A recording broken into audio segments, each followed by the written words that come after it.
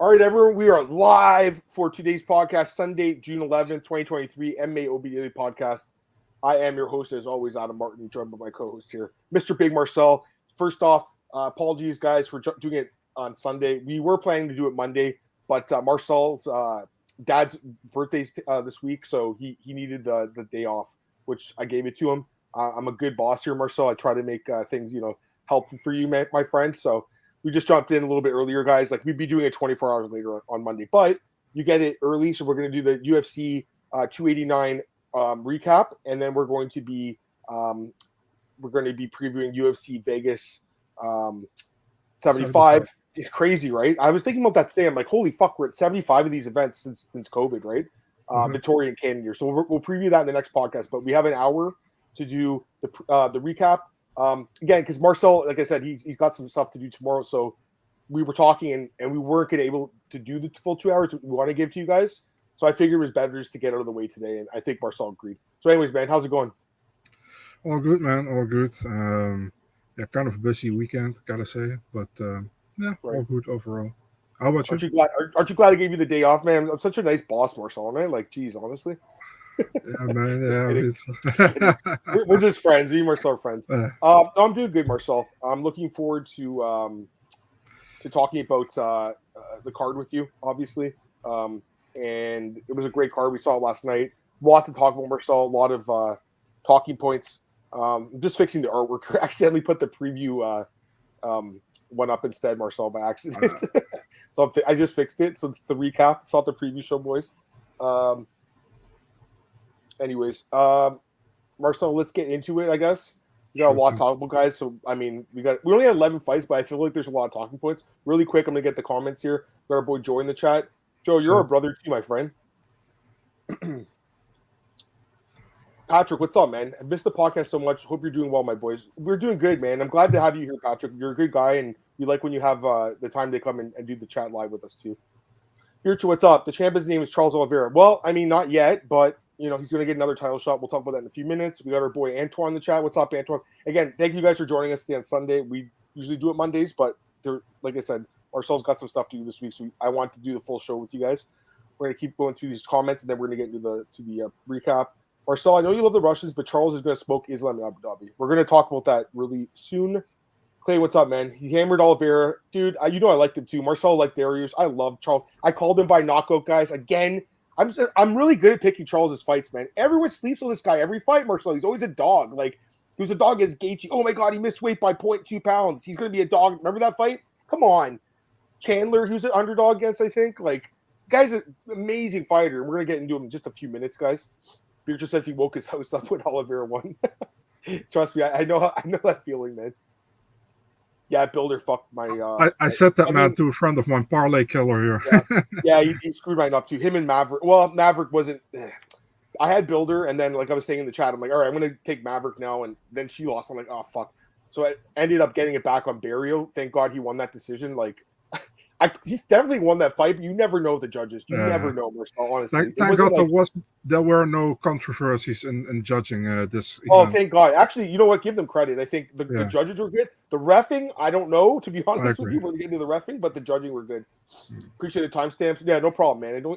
That's the thing. I actually do it during the podcast while we're doing it. Like, I think it saves time. I know it's easy. I think you were the one telling me to do it like last year, Marcel, so I started doing it. While we're doing the show, I type out the number. It's a lot easier than... I know a lot of guys will go back and watch it again and do timestamps. Guys, if you're listening, just do it while you're doing the show. Like, think about it. I'm recording with Marcel, producing the show, doing the timestamps. Like, I can do it all and answer the questions. I think you guys, other people can do it too, on their podcast. So if I can do it, you could do it. I'm not like an expert at YouTube by any means, but I'm trying my best. It's crazy how Oliveira surely becoming a superstar. I mean, he's been a superstar for like a few years now. All right, let's get into the fights, Marcel. We're going to start off with the main event, guys. So as far as picks go, this is crazy. So last week and this week, I went perfect on the main card both weeks. 6-0 last week, 5-0 this week. And the prelims, terrible. Last week, 2-5. This week, 1-4-1, no contest. Just the prelims I'm struggling with a little bit. I guess there's just not enough of a sample size for some of these fighters, I guess. And also, like, a lot of these fights where I was kind of on the fence with it, like, last week. And we're going to get into some of those prelims. But to start the main event, Marcel, with Amanda Nunes defeating Irene Aldana. Dominant performance, obviously, guys. I mean, the fight was a washout. Definitely 50-44 was my scorecard. That's what two judges had. I think that's the right scorecard. The fifth round is 100% a 10-8 round. I saw a lot of media scoring at 50-45. I understand the media scorecards don't matter, but honestly, guys, if you're going to put your scorecards out there, don't be lazy with them, because that fifth round is an automatic 10-8 round. There was, Marcel, 19-1 in strikes and 4.5 minutes of control. It was a complete blowout, okay? Like, that's a 10-8 round. If you're going to give the judges shit for not giving 10-8s, you got, they're going to give you shit for not doing it too. I'm just saying, I saw a lot of 50-45 after that fight, and I was like, what the hell? Again, it could have been 50-43, which is what Chris Lee had. But again, Marcel, 50-44, Judge Mike Bell had that score, so I feel good about it, right? Blowout, Marcel. Irene Aldana had the worst performance by a title challenger I've seen in a long time, to be honest with you. Terrible. Just not prepared at all for the fight. But honestly, Marcel, this is exactly what we thought it would go like, wasn't it? Like I talked to you guys last week. The takedowns. I said it. I'm like, look at Amanda's last 5 fights. 6 takedowns against Pena. Anderson subbed. 6 against Nunes. 8 against Durandamy. Obviously she had the loss against Pena mixed in there, but the other fights where she won, it's all wrestling based. She's been a wrestler more so than a striker for a few years now. It really started with that fight against Jermaine Durandamy a few years ago, where why would she stand in trade with a superior striker, a technical striker, and she fell in love with the wrestling. I think then. I mean, she's been using it before, but if you look before the Jermaine Durandamy fight, Marcel, 4 of her wins before that, 4 of the 5 wins were by knockout. Since then, she hasn't knocked anyone out, and 4 of the wins out of the 6 have been by decision. So that's who Amanda kind of turned into at the end of her career, more of a decision wrestling-based fighter, which is fine. I mean, she did what she had to do. This was a dominant performance. She looked great. Obviously, covered that minus 300 price tag. Quite frankly, Marcel, there was value in minus 300. She should have been minus 1,000. Looking back at the fight, Aldana had nothing for her. She landed one good punch in the first round, a right hand. It was a counter right hand that did kind of rock Amanda for a second. That's it. That's literally all she did in the fight. It was a blowout. It was a pretty sad performance by a challenger. I think she worked a long time to get here, and then she laid that egg. I don't know if the nerves got to her, if she just wasn't good enough. I don't know, but I was disappointed by Aldana's performance. I thought Nunes looked good. I don't think she looked amazing personally, Marcel. I think that's a fight she should finish, guys, personally. I felt the same way about her last fight, too. But she looked good. She retired after the fight. And obviously is going to go down as the greatest women's fighter of all time because she has wins over Cyborg, Rousey, Shevchenko. I mean, her body of work at home, it's amazing. There's no doubt about it. So, great career. Pretty amazing career. I remember her in Strikeforce, guys. I remember when she fought Alexis Davis and she got destroyed. And I was like, man, there's nothing special here. And then even in the UFC, she got smoked by Katsugano. She hurt Katsugano in the first round, then gassed out and got finished. And I was thinking to myself, I don't see anything special here. But, Marcel, she turned into one hell of a fighter. So, got to give her credit. I think she won 13 of her last 14 fights with 12 finishes or something like that. It's pretty amazing. So, she had a great career. There's no doubt about it. Give me your thoughts on the fight, man, and I guess Amanda. Yeah, I mean, she's great. For me, she's not the GOAT, but she's definitely one of the greater fighters in women MMA. I mean, I got to apologize to Juliana Pena because I said this fight would be much more fun than the trilogy against Pena. Yeah. But man, I mean, Nunes was completely dominant. Aldana had nothing for her at all. Absolutely nothing for her. After one round, you pretty much could see that this was going to be a 5-round win for Amanda Nunes because I didn't really have the feeling that she wanted to finish the fight, actually, man. I thought the feeling she was okay with the decision and she knew that she was dominant and that was okay for her. Good win. I mean, so dominant that it was almost boring to watch, I mean, you guys got to understand. I watched these fights at 7 a.m. in the morning after a long night, so I was hoping for a finish here. That didn't came. Good win for Nunes. What can we say else about it, man? Super dominant. Been in the UFC, super dominant run. One hiccup with Pena, but she got that back. And Zingano too, to be fair. Yeah, I mean, when she had to run for the title. I don't mean before the title run, but she had the Zingano too. And also a Strikeforce, like you said, Alexis Davis. She lost to Sarah Diallo as well. No one talks about that loss. She got out wrestled in that fight. Yeah. Yeah, so for me, she's not the GOAT in my opinion, But I think it's Cyborg. Is it Cyborg for you? Yeah, it still is, and I understand. She knocked her out in a head-to-head fight, really. Okay. I understand that she beat Cyborg, but the pure dominance in women MMA, Cyborg's still much bigger than Nunes, in my opinion. The thing is that people can give an argument like about pet use, the steroid allegations. So I understand that, and I won't judge you if you say Nunes or Nunes is the GOAT, because I think that's like what most people think, but I'm not really there at this moment. But she's definitely one of the best, I don't take that away from her at all. Yeah, but I already had the feeling for a long time that she was not really in it anymore, with Nunes, and still she's still good, very good, world class. She still beats these girls up, but in her mind, I feel like she was already not there anymore, and you saw parts of that in the first Pena fight, and because Pena was that much of an annoying person to her, she definitely wanted that one back, and she got that one back. And now she was actually supposed to be fighting for trilogy against Pena. Now she gets Aldana, she wins that one, and she's like, okay, I'm done.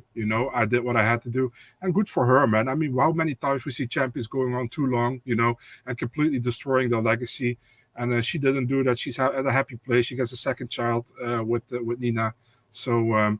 Good for her, man. I cannot hate on that, I'm just happy for her, and I think we got to respect her, and we got to remember her as one of the greatest in women MMA of all time. So, all respect.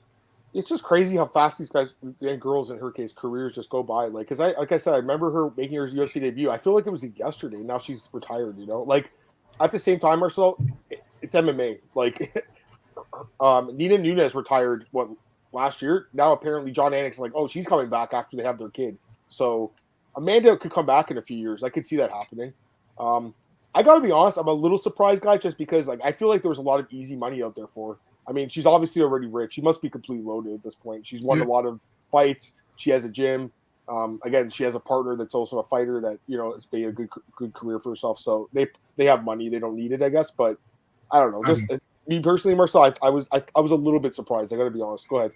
The only thing that annoyed me, man, that was at the presser afterwards, where she was like, "Every champion coming now after me is a fake champion because I'm the." I was like, "Shut up!" The sport moves on. Yeah, exactly. I mean, it's Jose Aldo still the featherweight champion. Usman's a fake champ because he came after GSP. Like, it's stupid. Yeah, it's so stupid, Yeah. Also, you know what else is stupid? Juliana Pena's tweets. Just so fucking annoying. Like, shut up. Like, she's not scared of you. Like, she beat the fucking shit out of you in the last fight when she didn't have long COVID. That fight wasn't competitive. By the way, Pena, I think Dana said she's going to be in the next fight. I guess it's going to be against Pennington. It's not official, but it's going to be 1 versus 2. It's the fight that makes sense. I saw Marcus in the chat asked us what we would line that fight as. I mean, I think Raquel Pena is really fucking good and really underrated. So, like, honestly, I think she's got a good chance to win the fight. Pena is the former champion. She'll probably be a favorite in the fight. If I had to guess, but I don't think it'd be by much. You think so? Yeah. I don't think it's. I think it's a close fight. Don't get me wrong, but I think she will be sure be favorite. It's very possible. Yeah, I mean, Pennington's won 5 in a row, so she's got a chance to win for sure. She's a great fighter too.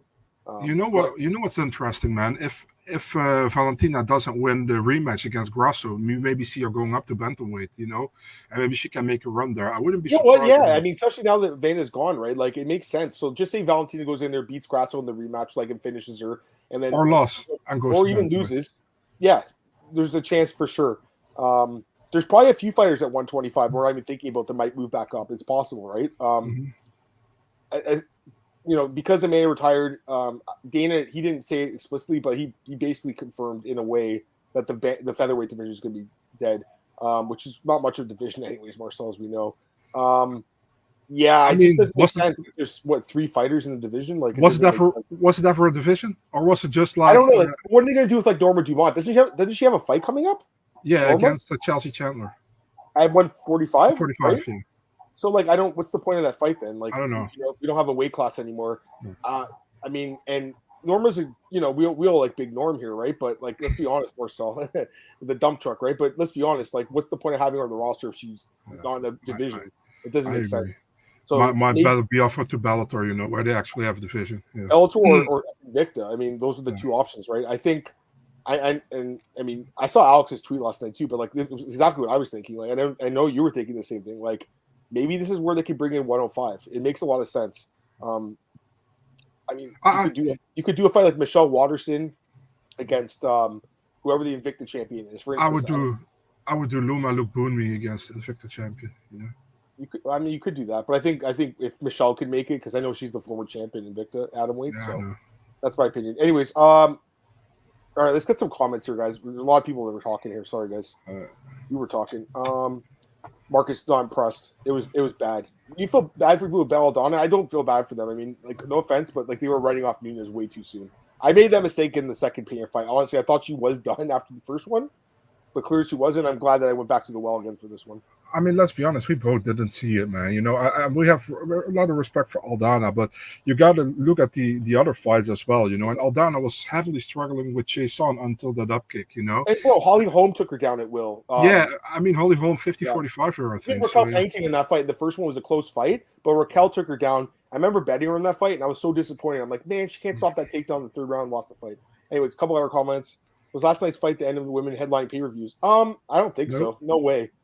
There's still... Go ahead. I think they're going to do Grosso Shevchenko 2 on September 16th. So. I don't think that's going to be pay-per-view, though. I think it's going to be... No, it's going to be a fight night, yeah. But at the bigger arena. But it's going to be a fight night. Yeah. But as far as headline pay, I mean, I still think Rose could. You know, she's still a big name. That last fight was bad, but I think potentially in the future... I mean, I'll agree that there's not a lot of options right now, but I think there's going to be some woman that emerges as a superstar. There was someone else. And also the thing is, like, Amanda was, like, besides that Juliana fight the last couple of years, she was so dominant, you know. And now I think with the real, it's pretty much like with flyweight with Demetrius Johnson, you know? With the real dominant champion going away, I think everything goes much closer to each other. Maybe it's much more fun fights, you know. No, it's not a bad thing. It's a good thing for the division. You guys ever give 10-10 rounds? I don't know. Because, like, we should be able to decide around 10-9. That's, you know, especially the real judges are paid to do it. I had a bit of confidence in Aldana. She completely disappointed. She looked terrible. You can see Zhang headline. Yeah, Zhang will headline a pay-per-view. She's still a big star for sure. Let's see here. Just looking through the comments, guys. I don't put my feelings in fights, man. I feel terrible for Beneil. Oh, we'll talk about him in a second, man. Opening. Okay, so like I said, I think it's going to be close, but I think we both agree Pena will be favored. Mm-hmm. I'm not going to make a pick right now, Marcus. I need to look into that fight more. But like I said, I think Pena's really an underrated fighter. She's very solid everywhere. She matches up pretty well with everyone in the division. But Juliana is the former champion, so I think she probably is going to be the favorite because of that. And she's very tough, obviously. Who's better than Nunes? Valentina. Cyborg, yeah, she did test positive for steroids. That's true. But let's be honest, like some of these other fighters probably took steroids too before they had USADA, Marcel. You know, because it was the Wild West back then. You know it was, my friend. Would you guys pick to hold a women's bantamweight title? I mean, again, Pena's going to be favored to win it, but like, I don't think she'll be a dominant champion at all. I think, you know, even if she won the belt, there'll be someone else that comes up. Like, honestly, guys, like, Mayra Bueno Silva is kind of interesting to me, Marcel. They're giving her a huge fight with Holly Holm. Actually, we didn't talk about Holly Holm. Holly Holm matches up really well with these fighters, too, because she has good wrestling. She has really good striking, but she's like 41 or 42 years old. That's the problem. But honestly, they could do Holly, too, against Pena, couldn't they? Couldn't they do that fight? Is that possible? Yeah, they could, but then I would be more of a fan of Valentina, you know. Now that I think about it, maybe they'll do Holly instead of Raquel, guys, because she's that would be really bad if they do that. But she's three. She's beaten Raquel twice. She's beaten Raquel twice. I know, but Holly is fighting Mayra Bueno Silva, dude. She has to go. But if she wins that fight, man. Yeah, then it's possible, of course. Then it's possible. I think Mayra, you know, I got to be honest. I think she's interesting because, again, if she wins that fight, she's going to be number 3. And she's like very good fighter, really good striking, like the nastiest submissions in the division too, right? With the knee bars and everything. Because I look at the rest of the division, like you got, like, I like this fighter, Pani Kianza. I really like her fighting style. She's very exciting. Ranked number 7. Like, she's not a number 7 ranked fighter in my opinion, but she's a good fighter. She's fighting Catlin in London, right? Yeah, Catlin. Catlin's 4, and Catlin's beatable. Number 6 is Yana Santos. Yana Santos is not a good fighter. I'm sorry, but she's not. Macy Shaston can't even make the weight. So, like, the division's kind of fucked right now. Even Carol Rosa, she's a featherweight now. This division's fucking weird, man. This is actually crazy that Aldana came under 135 this time. Yeah, I saw that. She struggles to make it, and all of a sudden she gets under it. Yeah, it's crazy. But yeah, this division's sad. Like, looking at it, guys, here's the thing. Look at the weight. Look at this division sucks right now. It does. It's actually, even though I just said it's a good thing because we're a new champ, maybe. it still sucks because look at this. Okay, so Amanda's gone now, but you have Pena, who's a good fighter. Raquel Pena's a good fighter. Holmes a good fighter. Vieira's a pretty good fighter. I'll give her that. Aldana. So those 5 fighters are really good. Okay, but then you have Jan Santos. Ken Kianzit. Macy Chesson. Carol Rosa. Myra Bueno Silva. Maybe. I mean, she's a potential. But then you have Misha Tate. No. Julia Avila. She hasn't fought in forever. She just had a kid too.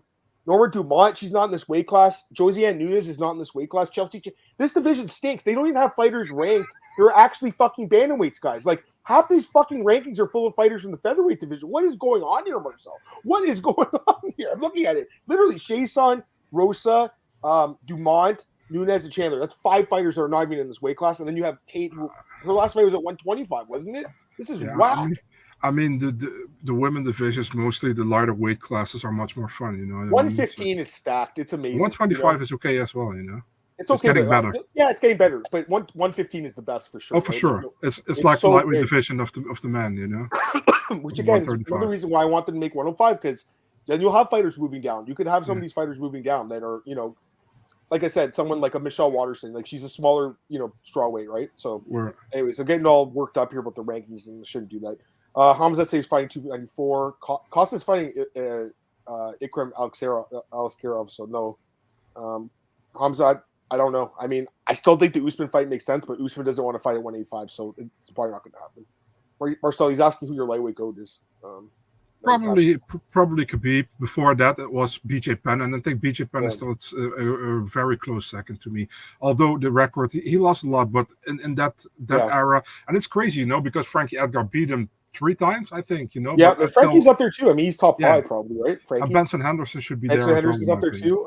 You know, I know he didn't fight in the UFC for very long and didn't have success, but I always liked Gilbert Melendez in Strikeforce. Exactly, yeah, man. But his UFC run was bad, so I can't say he's the best guy, obviously. No.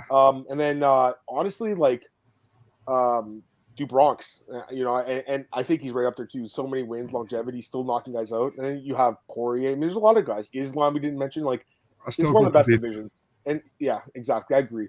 But I still think Khabib, someone could surpass him because he just didn't defend the title very long. You know, he left the sport very quickly.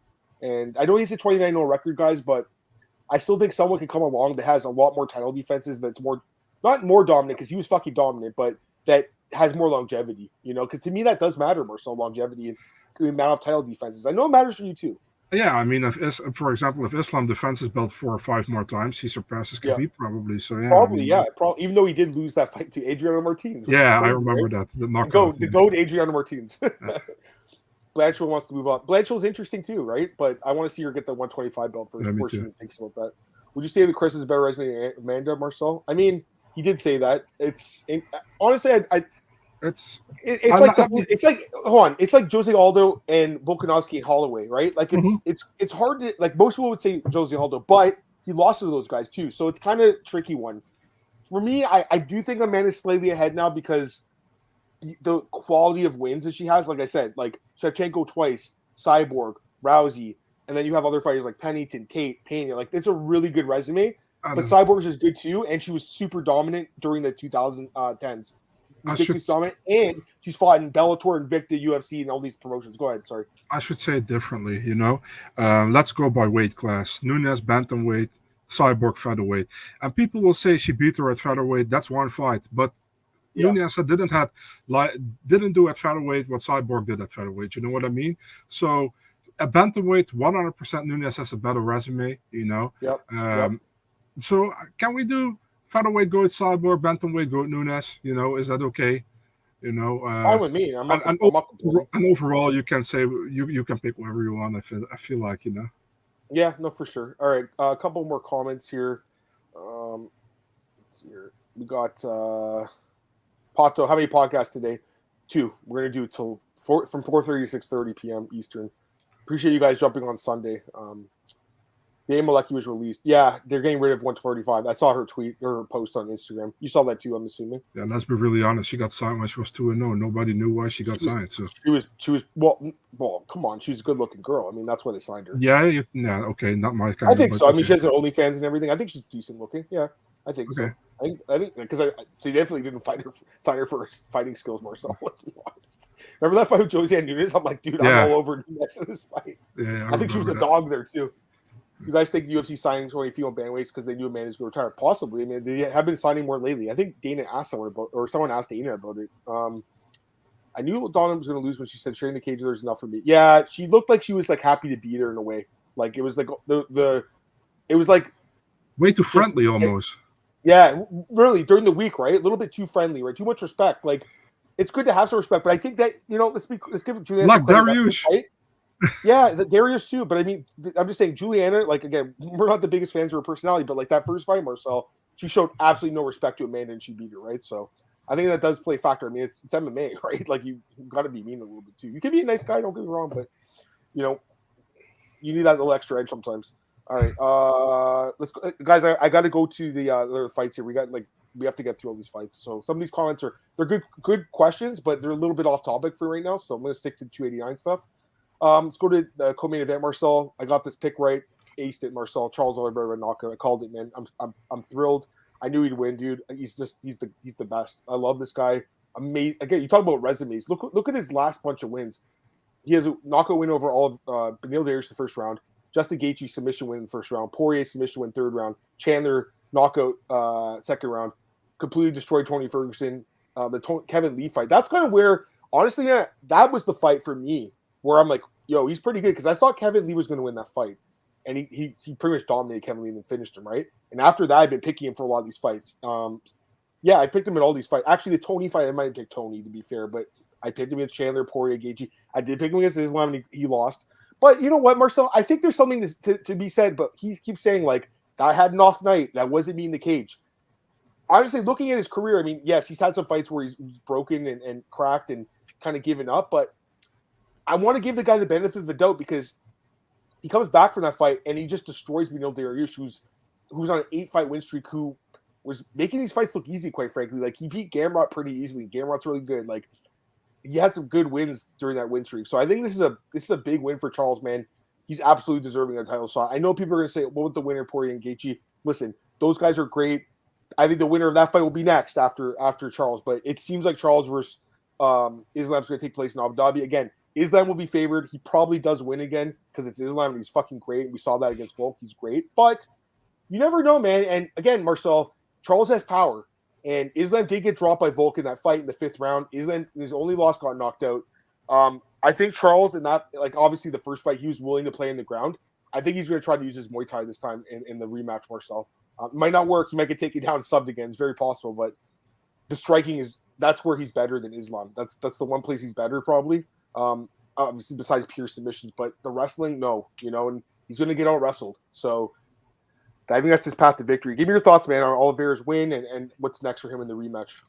Yeah, big Dariush. I mean, but I said as well, I think to you, like, if Charles wins, probably with stand-up, not with the ground game, and he did, so good pick by you. Thanks, bro. Yeah, I mean, Oliveira, I feel like he didn't start really well. He pulled guard, I had the feeling, and Dariush was on top of him. But he got out, and from that moment, man, he pulled off a switch, and he started blasting him, and Dariush didn't know what he had to do, got tagged, tried for a takedown, kind of failed, and Oliveira finished it.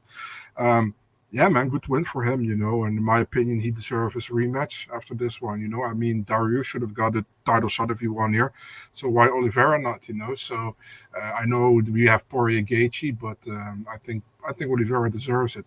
Only thing what's going to be now is, like, if we get Oliveira Makhachev 2 and imagine Makhachev wins, people are going to keep crying that Makhachev only got one win against top 5 fighter in the UFC because he still has done 2 wins over Oliveira.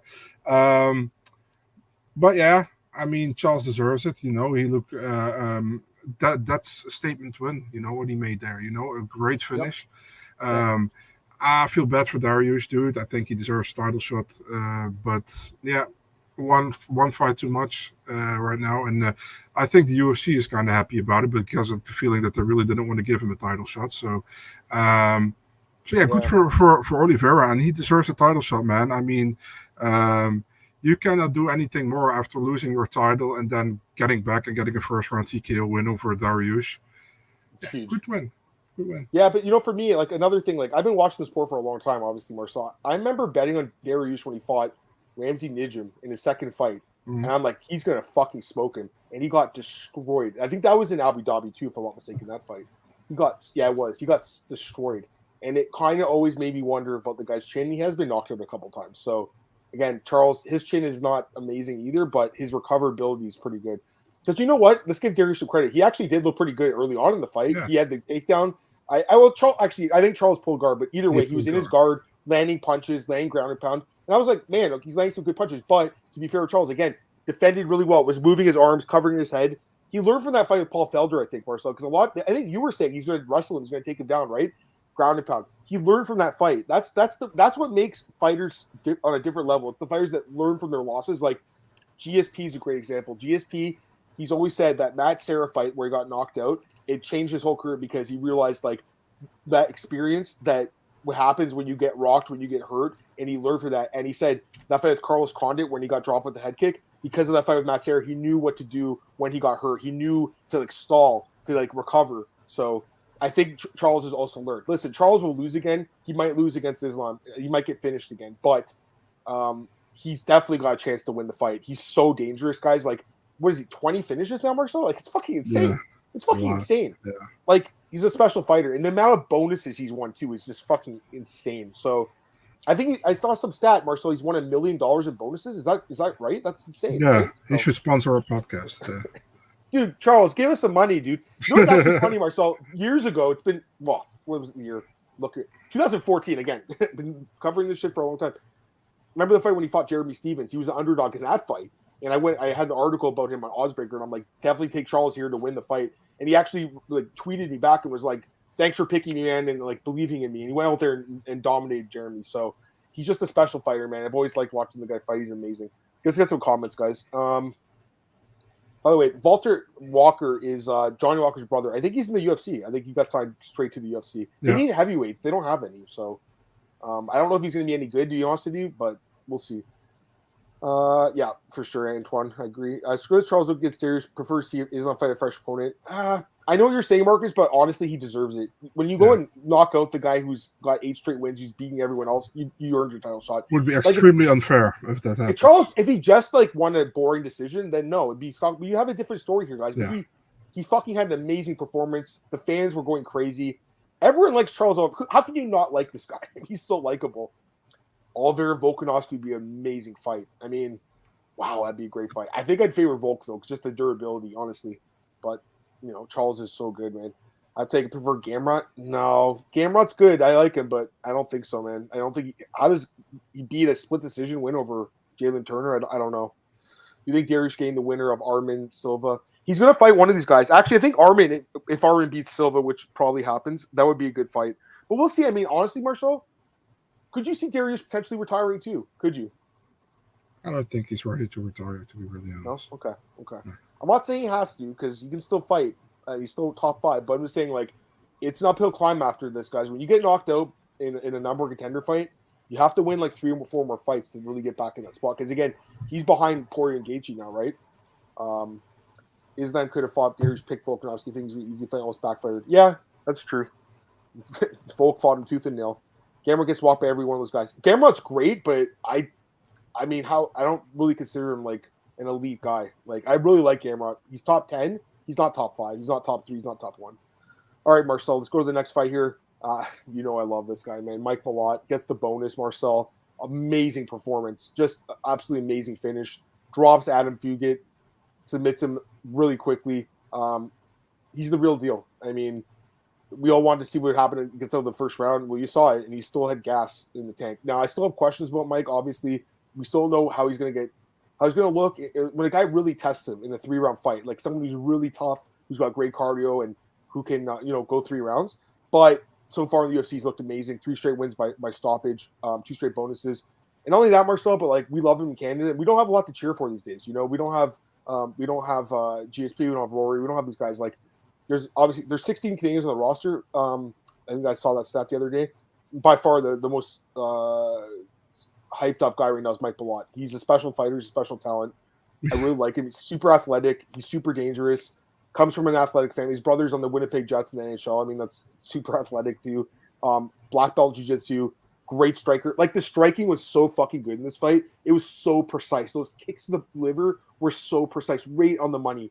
Adam Fugett's not a bad fighter, and he made him look like a scrub. Like, he dominated this fight. This was the performance he needed. Someone talked about the rail, by the way. I feel bad for those people that fell. That's terrible. That's terrible that happened. Like, I mean, honestly, Marcel, I wouldn't be surprised if those people sue the arena. It's not the UFC's fault. It's the arena. They didn't have that barricade put in properly. I'm just saying, like, Dana's like, oh yeah, everyone's fine. But I'm like, I don't know. Like, honestly, I think these people are going to lawyer up and sue them. That's what I think. I feel bad for the three. I feel bad for the 3 guards that standing under there. I don't know if you saw that. And his cornerman got hit too, man. Like, imagine if someone got killed or something. Yeah. Like, it's possible, right? Mm-hmm. Scary stuff. Anyways, let's get back to the fight.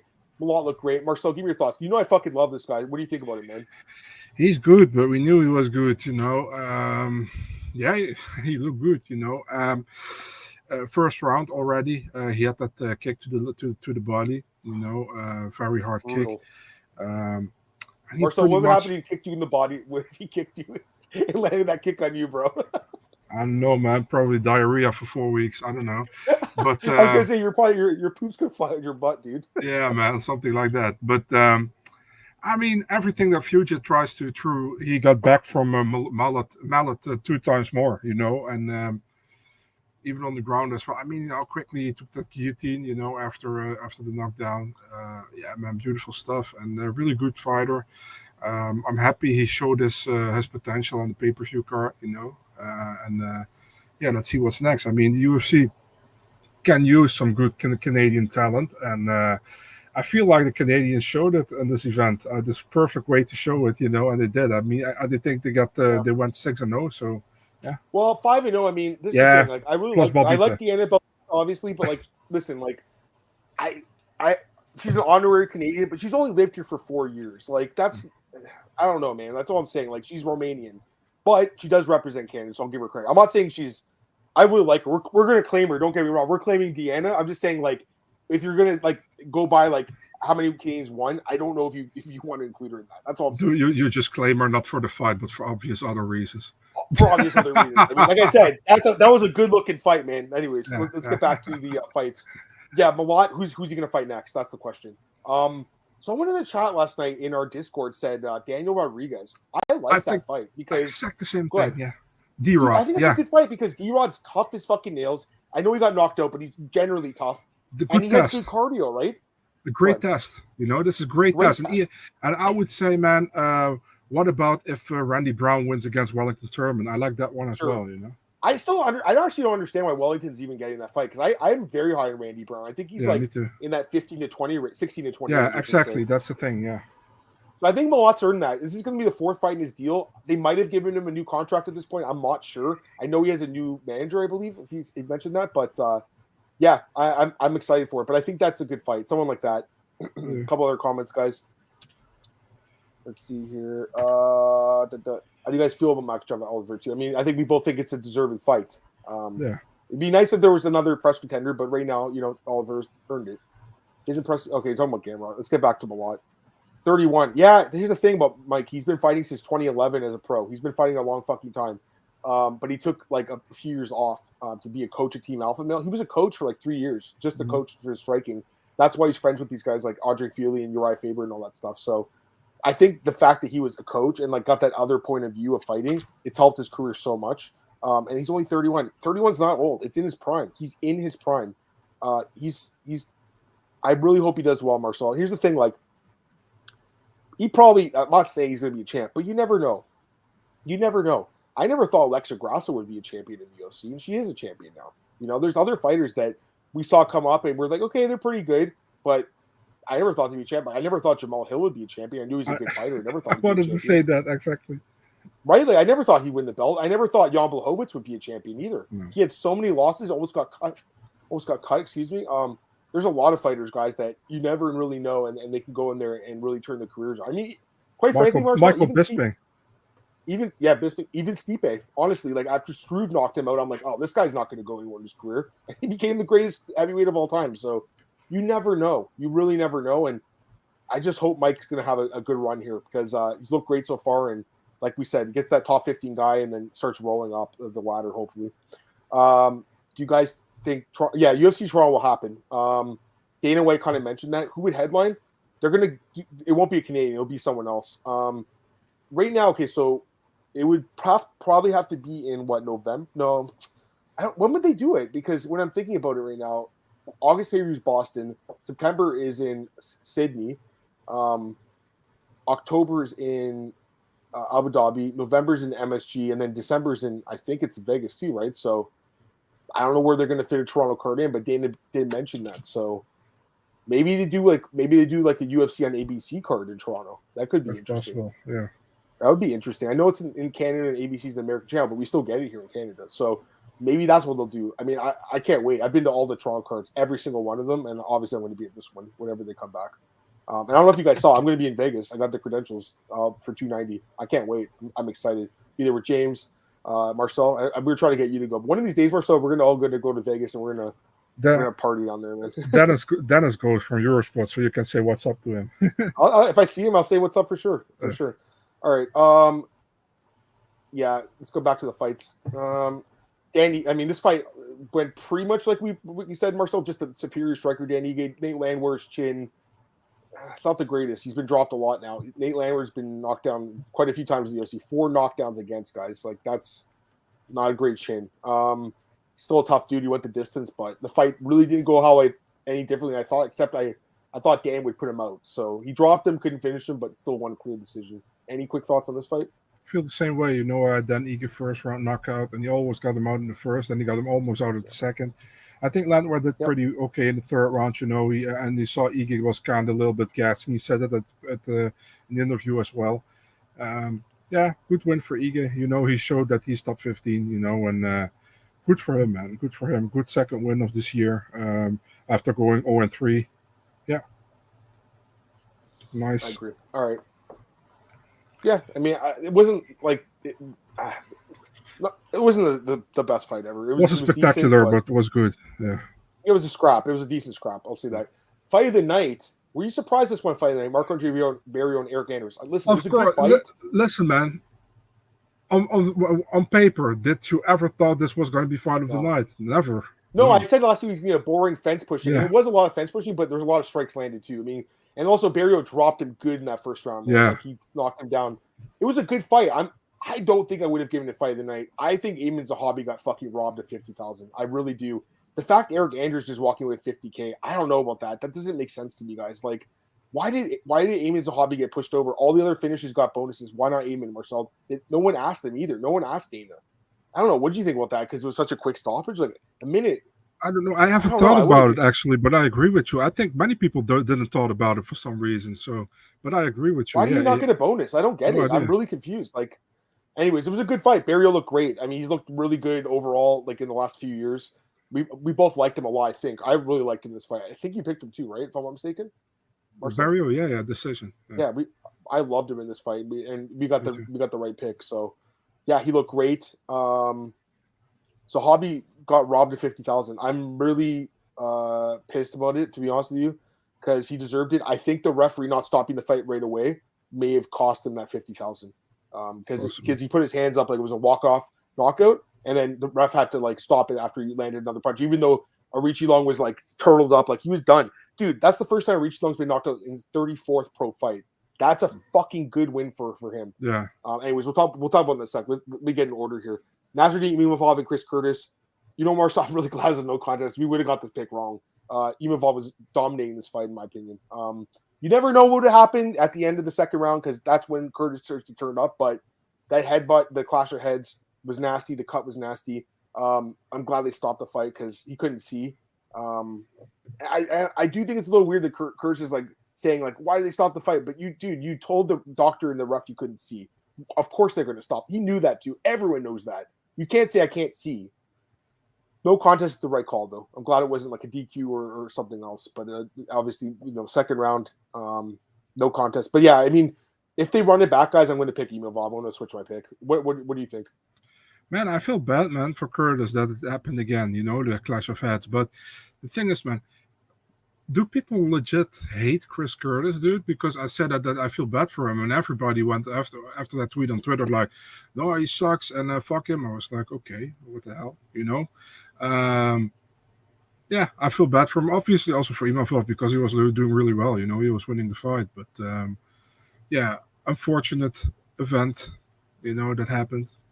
It happens. You know, what can you do?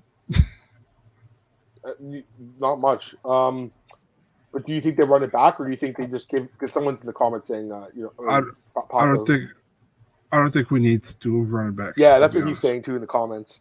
They might just push it forward. Yeah, I wouldn't be surprised either way. But Curtis didn't have a great showing. I don't think.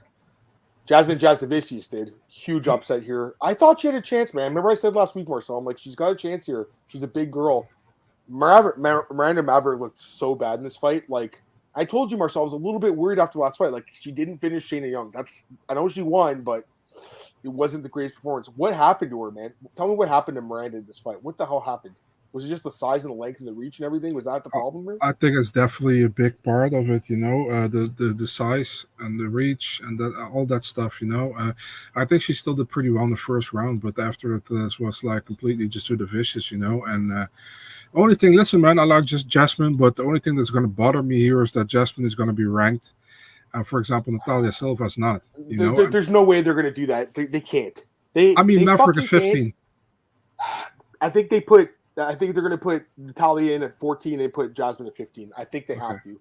They're going to take out what's her name, Tracy Cortez. I think that's what you do because Tracy hasn't fought in forever. Take her out of the rankings, take Miranda out, and you put these two in. It is kind of screwed up, man. Because honestly, like I don't even think Jasmine deserved this fight. I don't think she deserved a ranked opponent, but she went in there and won. Yeah. So deservedly won. Yeah, but again, that was that was June 18th, 2022. So not even 1 year ago, she got smoked by Natalia. And Natalia since then has won 2 other fights by brutal knockouts. So obviously Natalia still should be ranked in the top 15. I would have her in my top 15 right now. I think it's stupid she's not, but I hope the media doesn't fuck that up. That's what I hope. Jasmine, they're saying, Andrea Lee. That's a lot of people are saying that. Is that the fight you like? You like that fight? I had Andrea Lee against somebody else or last time. I don't know against who anymore. Probably against Natalia. I think against Natalia, actually. Maybe it was, actually. Yeah, now that I think about it. Oh, yeah, because she beat Victoria Leonardo and her teammates, Andrea Lee. I remember that. Anyways, getting back to the fights. Like I said, Eamon got robbed. He should have got a bonus. Tell me what you thought about his performance because it was great, right? I mean, it was quick, it was violent, and it was great. You know, not much more to say. I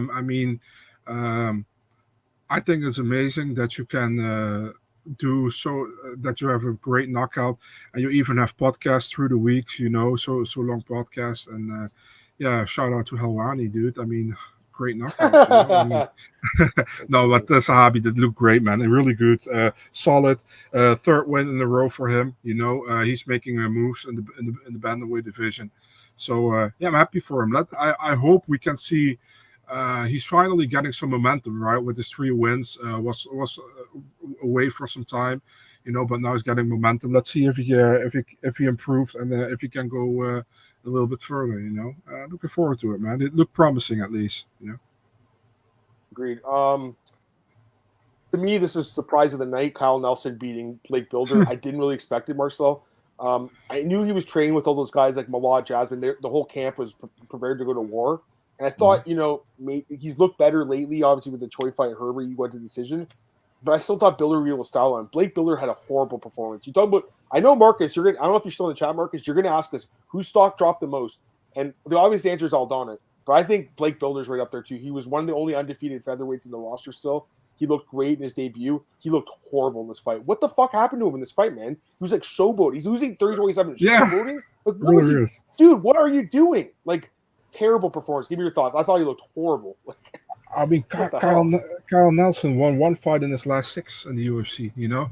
So if you look at Blake Bilder against Shane Young, and he looked really good in the first 2 rounds. Third round was a little bit, you know, but he looked good in that fight.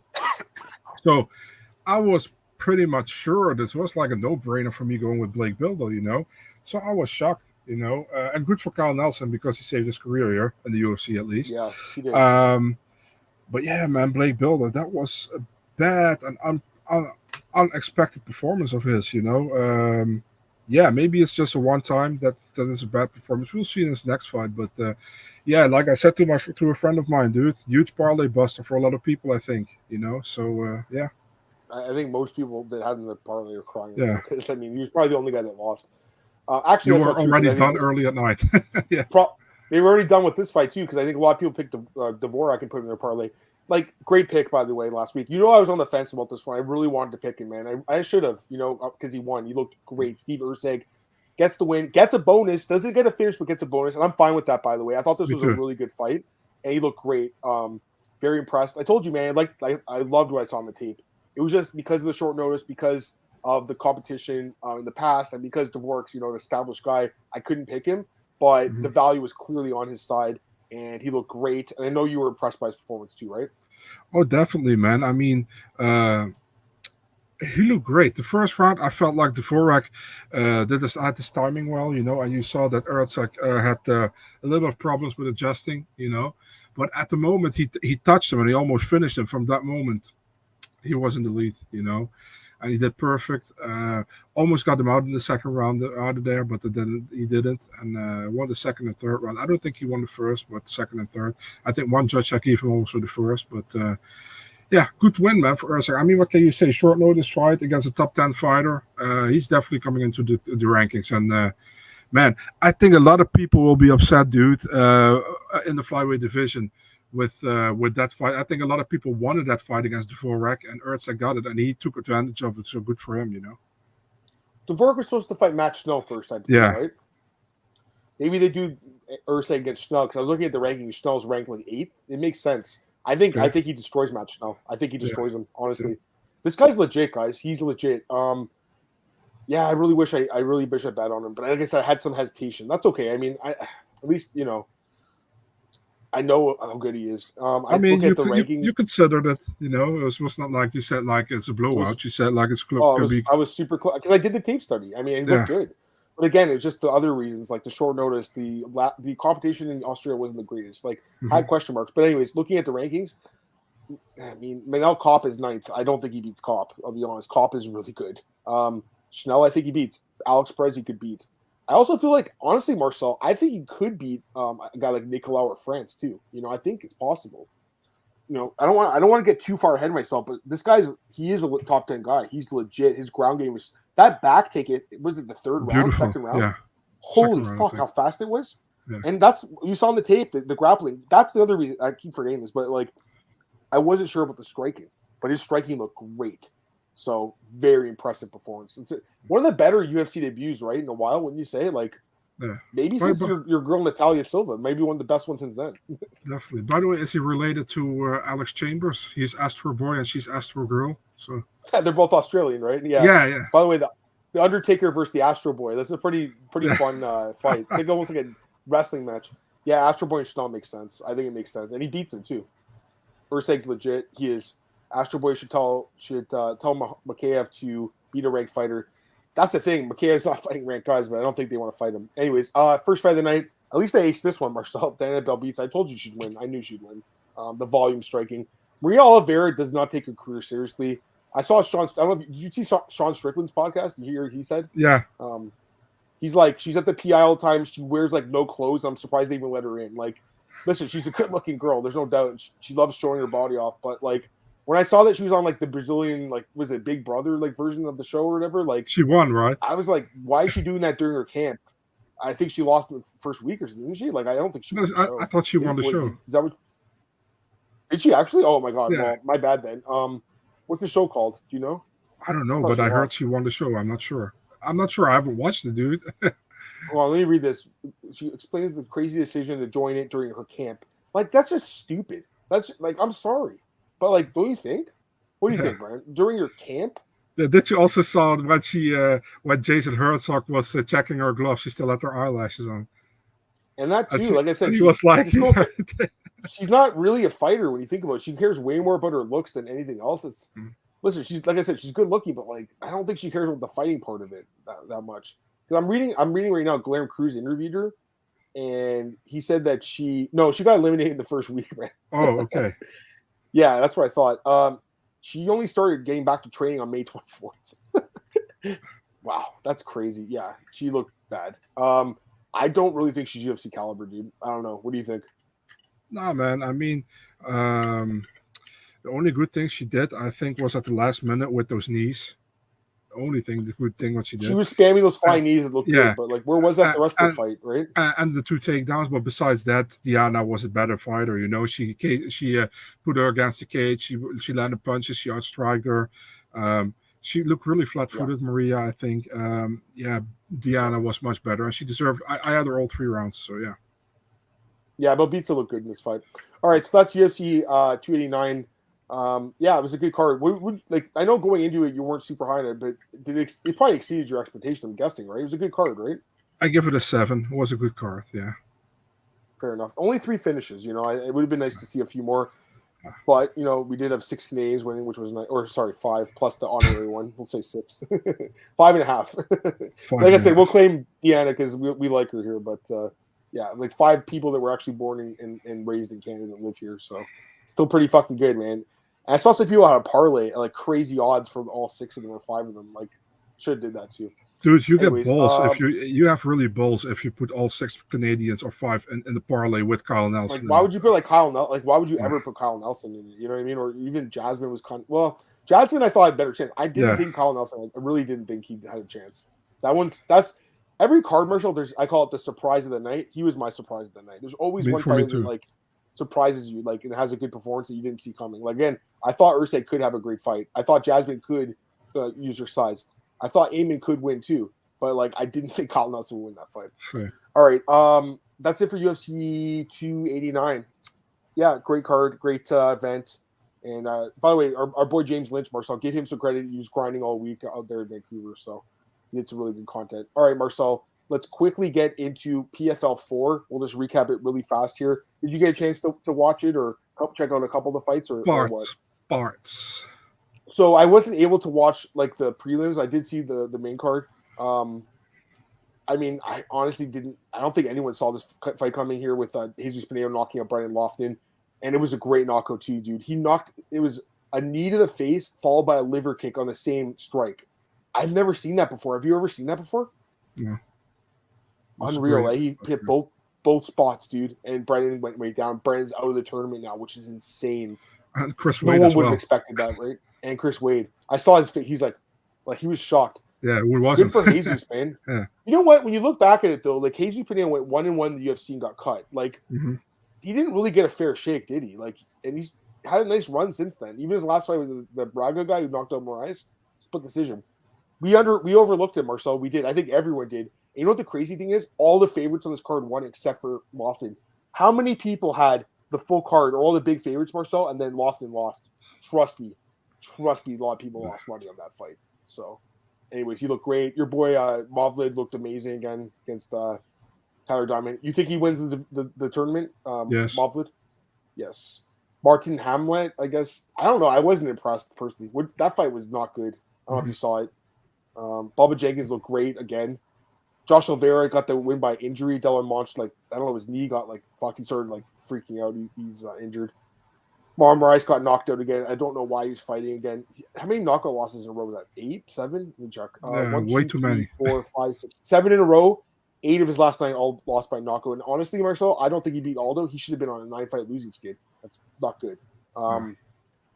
He should have retired after he left the UFC. He did not need to go to PFL and get knocked out 3 more times. And not only did he get knocked out 3 more times or so, all in the last 6 months, November, April, and June. That's a lot of knockout losses in a short succession. And I know one of them was by kicks, but still. Ty Flores won, but I think he missed weight, so he only gets like part of the points, I think.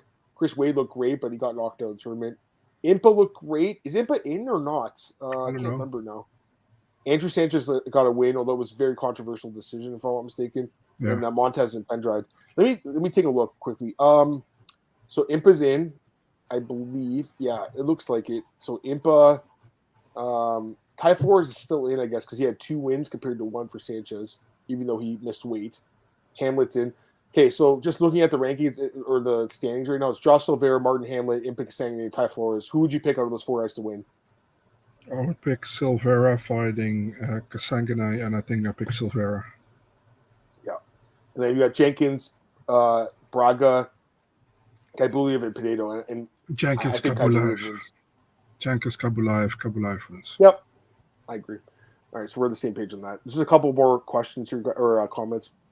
I don't know why the UFC cut him. He lost to John McDessie. He's a good fighter. He's still on the roster after like 15 years or whatever. He's a good fighter. I felt like Pinedo back then was really like kind of inexperienced, in the bigger stages. But he still beat that Devin Powell guy. Like he went 1-1. It wasn't. He should have got another fight at least. It was kind of surprising. Thoughts on Mara's retirement? He should have retired a few fights ago, Michael. I mean, he stayed in a little bit too long. After all these years, how do you not feel with Dana not signing Brendan? I think it's so stupid, but Dana was like just excited as hell when he lost. I mean, he doesn't like the guy, but Brendan should be in the UFC. Anyways, that's it for the UFC 289 recap and the PFL recap, guys. We're just going to end the first show here, Marcel. We're going to get back right away, guys, to do UFC Vegas 75 preview. So just thanks, everyone, again, for joining us for short notice here on Sunday. Like I said, we'll be back in just a few minutes here, guys. I'm going to set up the podcast, do the UFC Vegas 75 preview. Hope everyone joins us for that. If not, that's okay, but you can watch the replay later. Remember, like, share, subscribe, guys. Tell your friends about the podcast. We'll see you in a few minutes if you're going to join us for the UFC Vegas 75 preview. Peace.